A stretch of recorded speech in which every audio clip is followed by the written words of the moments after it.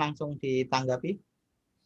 Ya, kalau saya melihat begini, saya lebih kepada studi sekarang ya, studi tentang pemikiran Natsir, konsep-konsepnya, gagasan-gagasannya, dan menawarkan apakah itu bisa dijadikan sebagai satu solusi terhadap persoalan ideologi, persoalan falsafah bernegara di Indonesia sekarang dan masa depan.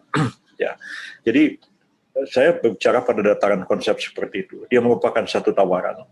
Apakah itu bisa diterima atau tidak, itu persoalan lain. Ya.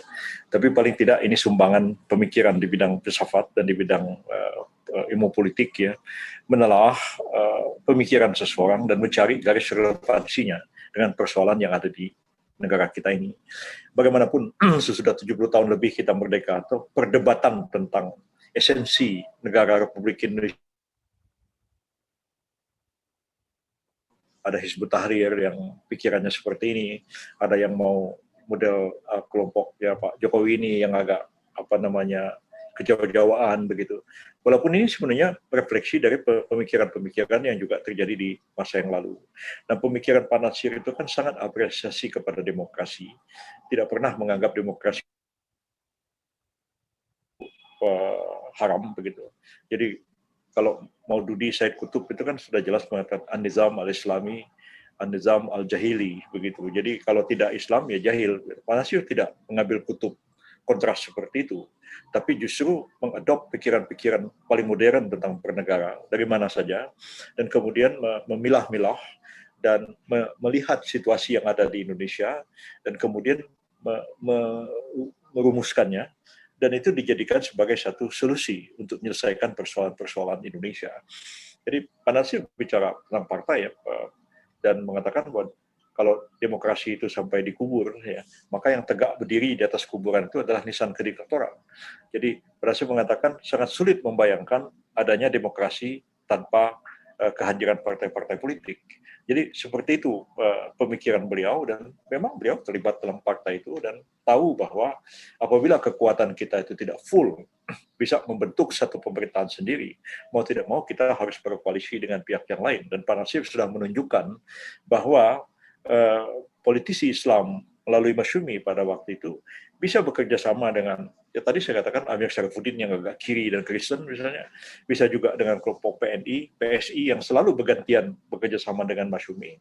Walaupun setelah tahun 52 ya, itu memang Masyumi menjadi sangat keras menghadapi PKI, dan Masyumi menolak untuk duduk dalam kabinet kaki 4 yang disodorkan Bung Karno pasca pemilu 55 ya. Kaki 4 maksudnya Masyumi, PNI, NU, PKI. Pokoknya statementnya Masyumi mengatakan bahwa Masyumi bisa bekerja sama dengan siapa saja kecuali satu, dengan PKI. Nah itu jadi agak tegas, keras menghadapi komunis pada waktu itu, dan kita tahu bahwa lebih-lebih tahun 1958 ya, PKI itu menjadi satu partai yang sudah sangat kuat ketika dilakukan pemilu di daerah-daerah.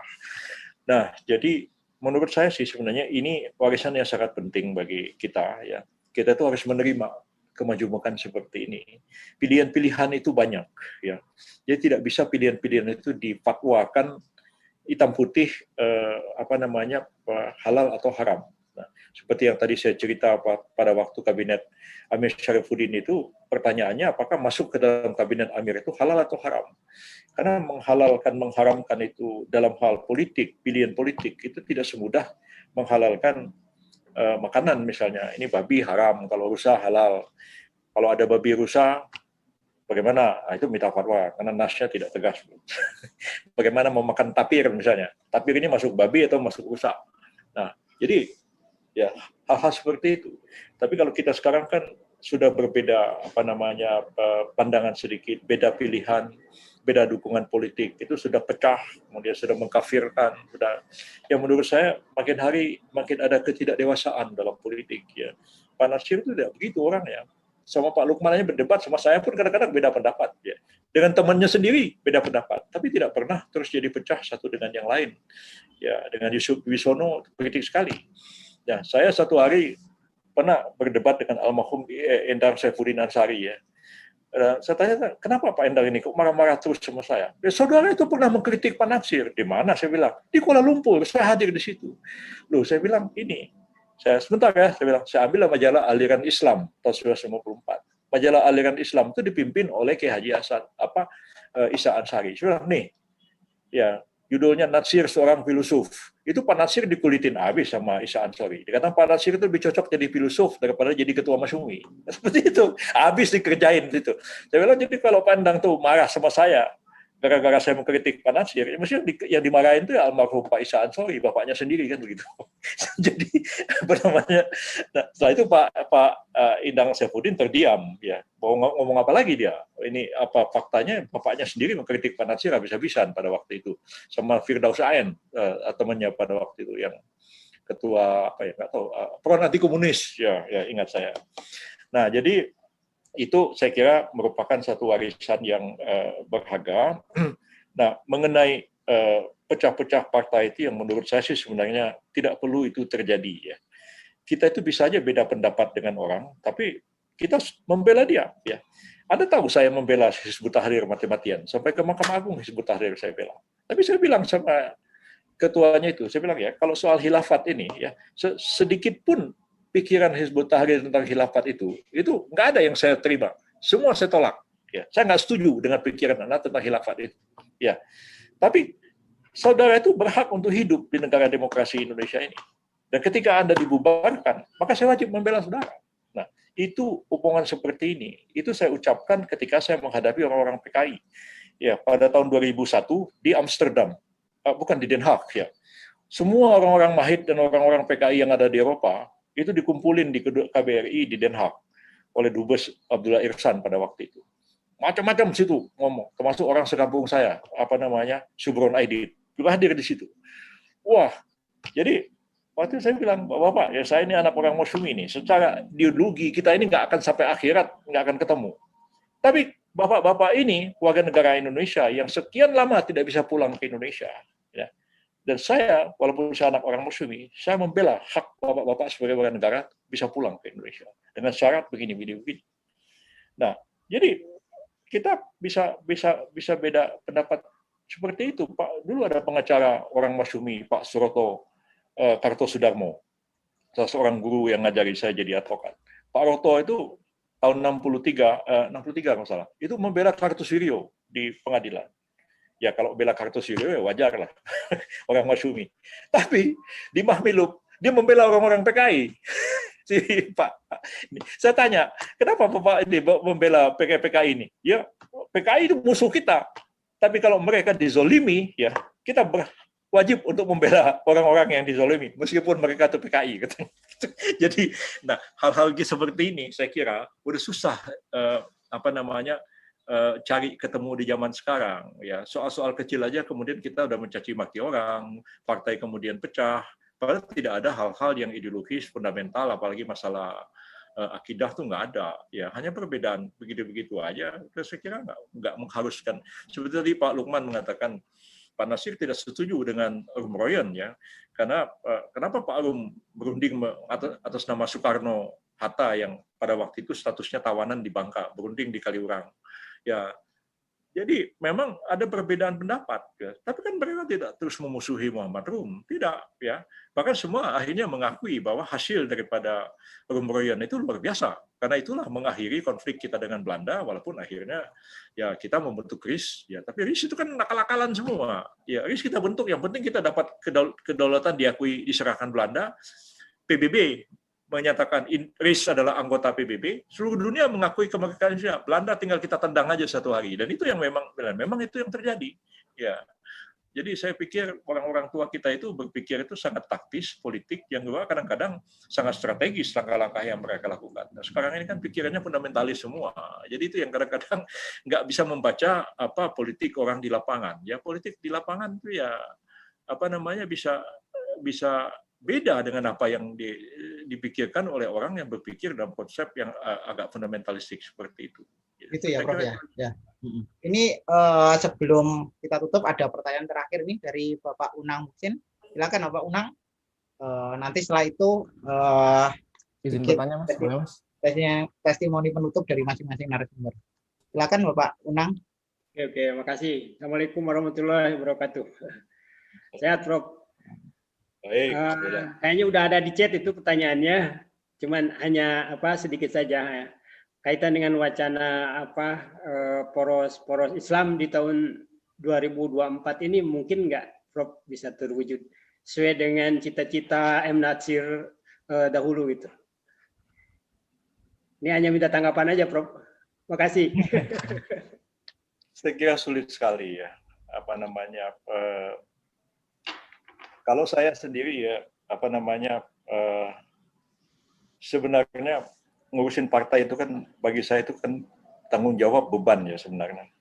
Kalau ada orang lain yang sebenarnya sanggup dan mau ngurusin, kalau saya anytime silahkan aja, tidak mau pusing saya begitu. So saya pikir politik ini bukan satu-satunya lahan untuk saya bisa menjalani kehidupan yang baiklah di dunia ini begitu.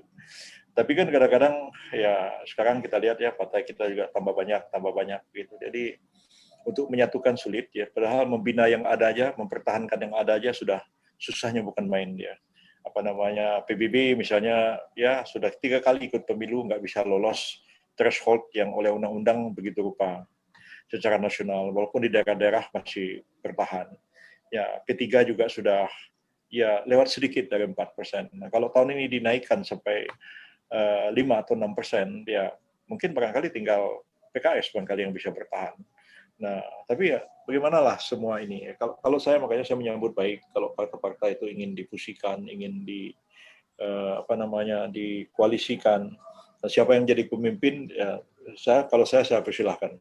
Saya tuh nggak jadi apa-apa juga, ya lebih bagus saya jadi advokat aja lah. Udah cukup buat saya. Atau saya jadi akademisi aja cukup buat saya gitu. Ya, jadi tidak, menurut saya sih sebenarnya lebih baik kita bersatu juga begitu ya. Jadi adapun mengenai Masyumi misalnya kan sudah berapa kali juga nama Masyumi itu dipakai untuk dihidupkan kembali kan. Terakhir Masyumi Rebon, Prof. Masyumi Rebon oleh Pak Askodar, sekarang ada Masyumi Rebon lagi. Jadi PBB aja sebagai partai itu sulit untuk bisa bertahan ya. Sulit untuk bisa bertahan dan menghabiskan banyak energi, banyak waktu, habis banyak uang juga ya untuk membiayai kegiatan-kegiatan partai ini. Jadi ya seperti itulah kenyataannya. Dunia ini sudah jauh berubah dengan zaman Masyumi tahun 50-an ya. Zaman itu orang tuh memilih partai itu ya karena idealisme yang tinggi sekali dan karena ideologi. Zaman sekarang ini masyarakat kita itu udah lebih pragmatis begitu. Dan tidak begitu peduli dengan ideologi, dengan apa yang kadang-kadang malah transaksional politik itu, seperti itu keadaannya. Jadi saya sebenarnya hanya berharap bahwa ke depan Indonesia ini yang dalam bayangan saya itu mungkin saya terinspirasi oleh Pak Natsir, tetaplah sebuah Republik Indonesia ya, di mana Islam itu memainkan peran yang sesungguhnya ya sebagai satu prinsip yang menjiwai kehidupan masyarakat Indonesia ini. Ya saya kira saya lebih cenderung kepada tujuan Masyumi yang pertama tahun 45. Yang sekarang banyak dikutip di orang itu kan tujuan Masyumi tahun 52 ya. Ya.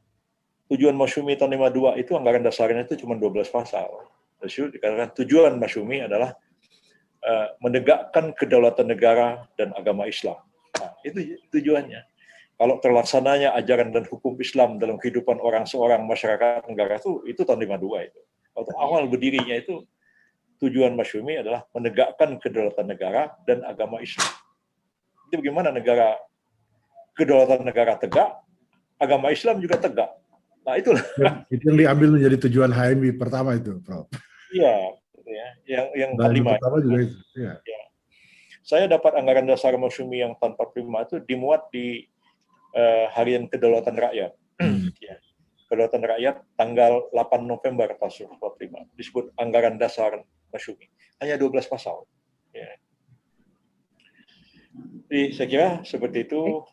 Ya silakanlah. Kalau saya kan sudah menyambut baik P3 sama PKS mau membentuk koalisi, saya amin-amin aja. Saya jadi makmum aja. Ya, imamnya beliau itu aja. Pokoknya kalau mereka sudah walad dolin, saya amin aja di belakang. Kan gitu aja.